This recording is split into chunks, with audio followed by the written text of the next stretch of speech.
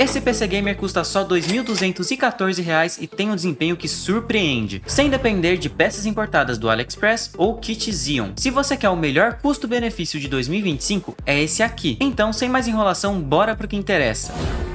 Primeiramente, olá, eu sou o Gianluca, técnico analista de TI e você está no canal GBC Tech. E para te mostrar tudo de forma clara e direta, eu montei esse mapa mental aqui com cada peça, pontos positivos e detalhes que você precisa ficar atento. E antes que me perguntem se eu odeio Xeon ou peças do AliExpress, não, tá? Inclusive eu uso no meu dia a dia. Só que a ideia desse vídeo é montar um PC visando longevidade e maior possibilidade de melhorias. Por isso, em questão de plataforma, eu escolhi a AM4 da AMD, que é uma plataforma que tem preços mais acessíveis, aceita muitas melhorias futuras e tem uma grande variedade, tanto de processadores quanto de placa-mãe. Como processador visando um PC mais acessível, eu escolhi o AMD Ryzen 5 5600 GT, que é um processador intermediário da AMD. Ele tem um desempenho excelente para uso cotidiano, estudo, trabalho e jogos, entregando um alto desempenho sem custar tanto. E um grande destaque desse processador, ele tem vídeo integrado Vega 7. Essa questão do Vega 7 eu vou falar mais pra frente no vídeo. Esse processador está saindo hoje na faixa dos R$ 859, geralmente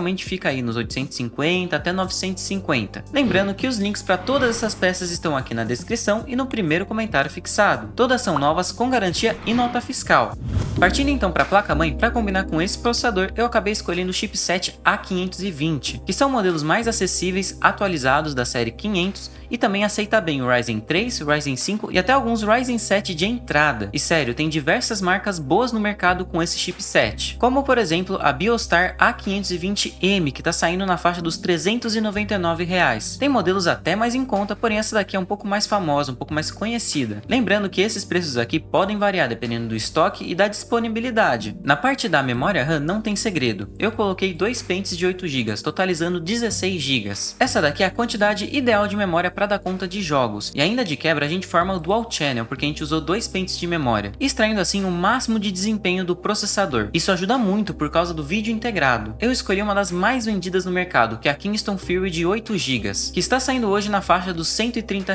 Como são dois pentes, dá um total de R$ 260 de memória. Mas ó, presta atenção no seguinte, a AMD tem um certo histórico de incompatibilidade com algumas memórias, então fuja de algumas memórias como Cleasry, Mancer, Kingbank e Gloway. Algumas dessas daqui nem sempre dão incompatibilidade, mas é melhor não arriscar. E aí, gostou dessa dica? Se sim, deixa o seu gostei aqui embaixo, assim o YouTube entende que o conteúdo é bom e recomenda esse vídeo para outras pessoas. Passando agora para a parte de GPU, ou seja, placa de vídeo, nós temos o Vega 7, que é o vídeo integrado do processador. Esse Vega 7 consegue bater de frente com algumas placas de vídeo básicas do mercado, conseguindo rodar vários jogos com uma boa taxa de FPS. Isso te dá uma margem extra de tempo para guardar dinheiro e comprar uma placa de vídeo dedicada, que é bem mais caro. Uma RX 6600, que é uma placa de vídeo muito boa, tá saindo na casa dos R$ 1.400 a R$ 1.500. Então, com um kit desse aqui, te dá uma margem extra de tempo. Já na parte de SSD, eu selecionei um de 512 GB, que oferece um armazenamento muito bom, ainda do tipo NVMe, que é um dos mais atuais que tem. Então, ele entrega uma boa capacidade para arquivos e programas e também uma alta velocidade de leitura e gravação, por ser o mais atual de todos. E aqui vai uma dica, tá? Foque em marcas boas de SSD. Eu já comprei um lá do AliExpress de marca conhecida, Netak, porém ele pifou em 4 meses de uso. Surgiu setores defeituosos e ele simplesmente teve que ser substituído. Então foque em marcas como, por exemplo, Kingston, Western Digital, SanDisk, Crucial, XPG, Hikvision, são todas marcas que oferecem aí 1 ano de garantia, 3 anos, 5 anos dependendo da marca. Hoje, um dos modelos mais em conta é esse daqui da Western Digital de 500 GB, que tá saindo R$ 269.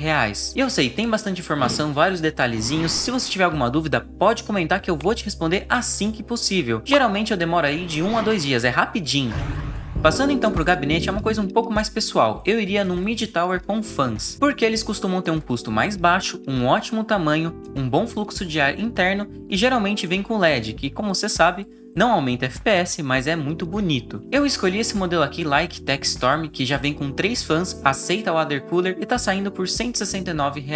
É o tal do gabinete BBB, bom, bonito e barato. Passando para uma das peças que o pessoal mais negligencia, vem a fonte. Eu escolhi uma de 600 watts com selo 80+. Essa é uma fonte que vai dar potência de sobra para nossa configuração, aceita futuros upgrades tranquilamente, até com placa de vídeo mais potente, e tem preços muito bons, mais em conta até que modelos de 500 watts. Eu Eu escolhi aqui uma GameMax GS 600 na casa dos R$260. Essa não é uma fonte top de linha, mas já entrega um bom desempenho. Tem modelos mais parrudos com construção modular e etc. na faixa dos R$400, R$500 ou até mais. Lembrando novamente que todos os links estão aqui na descrição e no primeiro comentário fixado, mas toma muito cuidado com o seguinte: as pessoas costumam ser bem negligentes, mas com fonte não se brinca. Se você pegar uma fonte ruim e ela pifar, pode danificar os outros componentes do PC. Então, em questão de marca, as mais tops são Corsair, EVGA, XPG, Cooler Master e Thermaltake. Agora, mirando modelos mais custo-benefício, aparece Gigabyte, Redragon, Aerocool, GameMax, MSI e Colgar. Lembrando que se você tiver alguma dúvida em relação à fonte ou até outras peças,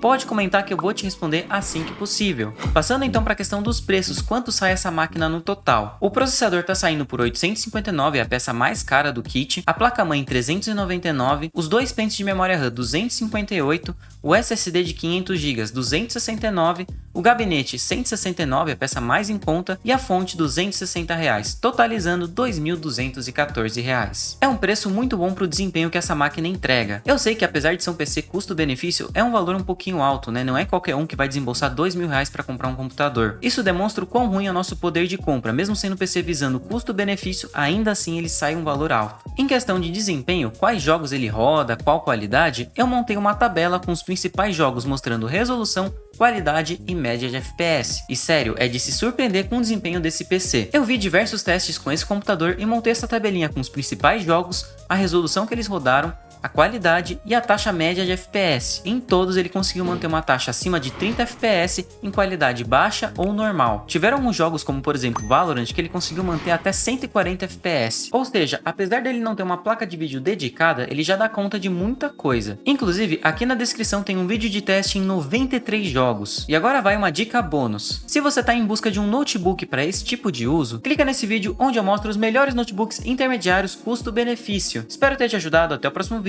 e falou!